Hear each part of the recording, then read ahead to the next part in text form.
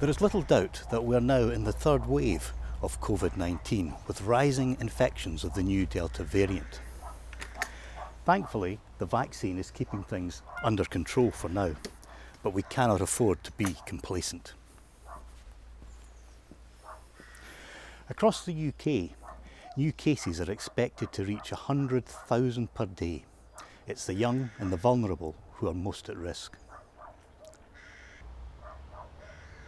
There is a growing body of material worth sharing to demonstrate the necessity of leaving the UK and standing on our own feet.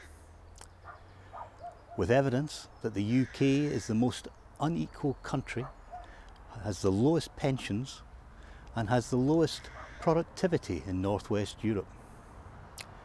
At Defence Questions, I challenged the government over its Ajax Procurement Programme, which has wasted billions of pounds on tanks in which the crews fall ill. And experts say the problems are so serious that government should cancel the £5.5 billion deal. Does the Minister agree that Britain's defence procurement strategy wastes billions of pounds and actually puts lives at risk? Against scientific and medical evidence, and as other countries are imposing further COVID restrictions, the UK is rushing to remove restrictions before enough people have been fully vaccinated. And the Prime Minister has said we must reconcile ourselves, sadly, to more deaths from COVID. So perhaps the Secretary can enlighten us as to how many more deaths the UK government thinks are acceptable. The risk of new strains, which may be vaccine resistant, cannot be ignored, while increasingly other countries are placing restrictions on travellers from the UK. We find ourselves in the position where previous failures of the UK government have left us as a centre for a new variant.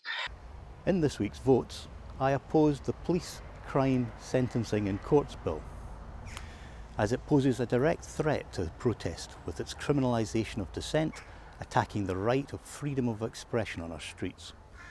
I opposed the government's Dissolution and Calling of Parliament Bill, which is part of a much wider attack on our democracy. Flawed as the Fixed Term Parliament Act was, it did remove the ability of governments to gain an electoral advantage on the timing of elections.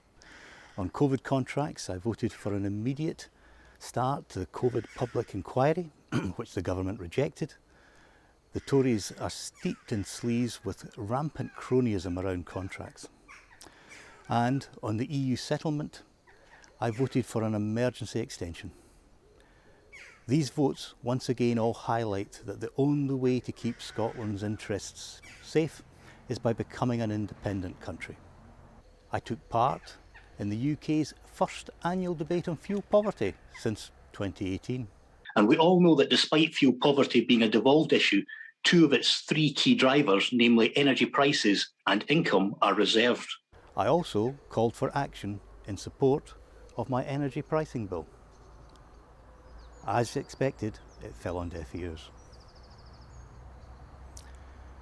I continue to hold my regular advice surgeries online.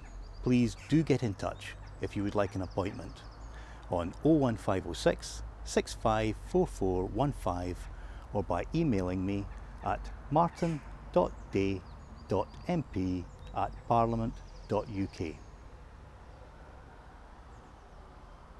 Until next week, stay safe.